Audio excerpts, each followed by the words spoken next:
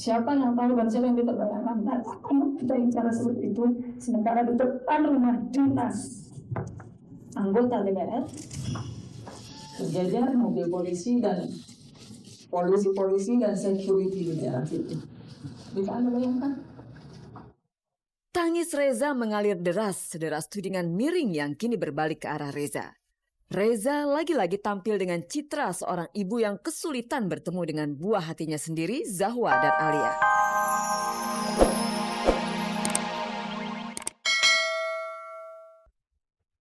Halo pemirsa, selamat pagi dan apa kabar? Senang sekali saya Nadia Mulya kembali menemani Anda tentunya di Ghostpot, gosip terdepan seputar orang ternama. Dan bersama-sama kita akan menjelajahi seluk-beluk dunia selebriti, menjaring gosip terpanas, dan membongkar fakta yang tersembunyi di balik gemerlap kehidupan selebriti. Pemirsa, bersama Ghostpot, Anda tidak perlu was-was ketinggalan berita. Dan inilah sajian informasi hangat yang akan menghangatkan hari Anda. Pemirsa, masih lekat dalam ingatan kita ketika Reza Artamevia pamit ke Singapura dengan alasan ingin mengepakkan sayapnya lebih lebar lagi. Kata Reza, dia tidak ingin sayap-sayapnya patah akibat hiruk-pikuk mengenai pemberitaannya di sini. Namun pemirsa, belum genap sebulan Reza di Singapura, Reza sudah kedapatan oleh wartawan tengah bercengkrama dengan Putu Arissuta di keramaian sebuah hotel. Nah pemirsa, mengapa Reza harus kembali ke Jakarta? Dan yang lebih seru lagi, mengapa Reza harus menemui Putu Arissuta? Anda ingin tahu jawabannya? Pemirsa, inilah Ghostpot.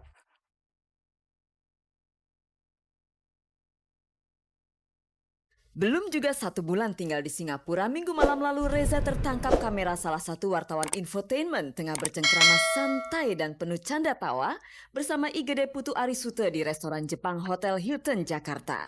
Bagaimana komentar Aji Masaid mendengar berita kepergoknya Reza bersama mantan ketua BPPN tersebut? Saya sangka emang Reza tuh ada di Singapura ya, tapi kalau sekarang dia ada di Jakarta, dan saya sangka dia bisa berbulan-bulan berada di sana karena ingin tenangkan diri, ingin sekolah gitu segala macam.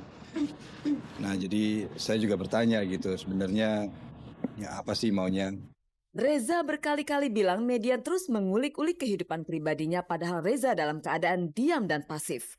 Media juga tak jemu mengaitkan dirinya dengan IGD Putu Arissuta meski Reza sudah menyanggah punya hubungan khusus dengan pengusaha asal Bali tersebut.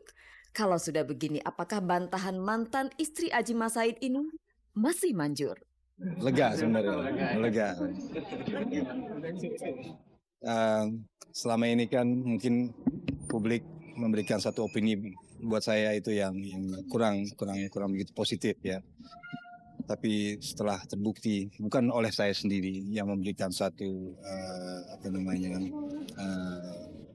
provokasi sehingga yang Anda melihat sendiri dan buat saya ya sekarang penilaian bukan pada diri saya tapi pada Anda saya juga serahkan. Padahal kemarin saya mengirimkan SMS yang bertuliskan selamat ulang tahun, happy birthday Ibu dari Aji, Zahwa dan Alia. Reza lahir tanggal 29 Mei 1975. Bisa jadi kepulangan Reza ke tanah air dalam rangka merayakan ulang tahunnya yang ke-30. Apakah Reza sengaja merayakan ulang tahunnya bersama IGD Putu Arissuta? Kedatangan saya kembali, saya memang berulang tahun 29 Mei lalu. Dan walaupun saya tahu kemungkinan sangat kecil untuk bertemu putri-putri saya, tapi saya tetap usahakan datang. Dan pertemuan malam hari itu bersama keluarga saya perkumpulan hanya dengan keluarga saya,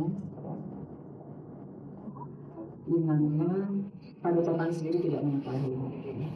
Kedatangan Reza ke tanah air karena ingin merayakan ulang tahunnya bersama Zahwa dan Alia. Begitu penuturannya.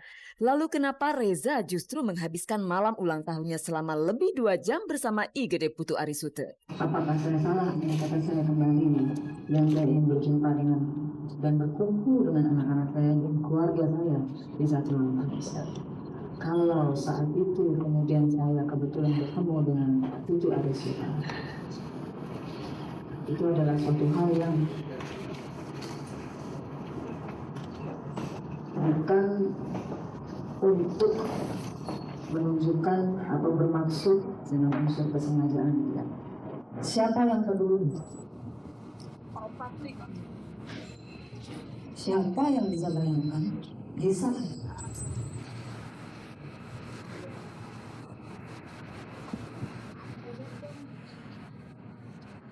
saat anak kita mengatakan, ibu, saya mau makan itu. Kalau kita mau pergi ke dalam.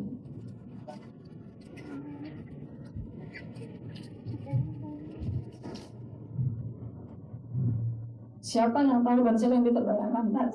Kita bicara seperti itu, sementara di depan rumah dinas anggota DPR, sejajar mobil polisi dan polisi dan security di daerah situ. Bisa Anda bayangkan? Tangis Reza mengalir deras, sederas tudingan miring yang kini berbalik ke arah Reza.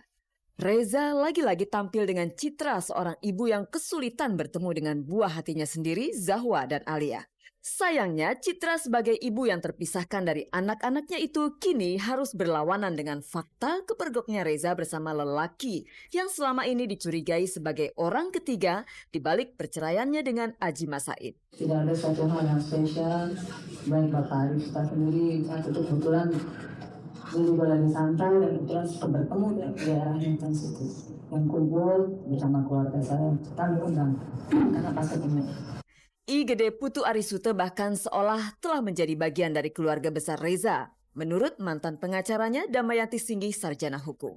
Ya dia, kalau saya menilai dia merupakan bagian dari keluarga. Biarkanlah orang masyarakat menilai, biarkanlah masyarakat semuanya kita kembalikan kepada masyarakat lagi, kepada pemirsa semua. Kalau itu pun melihatnya, kita kembalikan aja semuanya penilaian itu atas diri Reza. Pemirsa, ketika Sandi Harun membeberkan kepada publik bahwa Setiawan Jodi bukanlah ayah dari Marimbi Putri Jodi, saat itulah juga bendera peperangan antara Sandi Harun dan Setiawan Jodi dikibarkan. Dan Setiawan Jodi juga memberikan ultimatum kepada Sandi agar segera mencabut kata-katanya itu. Dan waktu yang diberikan oleh Setiawan Jodi sudah habis. Oleh karena itu, hari ini Setiawan Jodi berencana akan melaporkan Sandi Harun ke Polda Metro Jaya. Nah, Anda ingin tahu seperti apa laporannya? Pemirsa, inilah Gospot.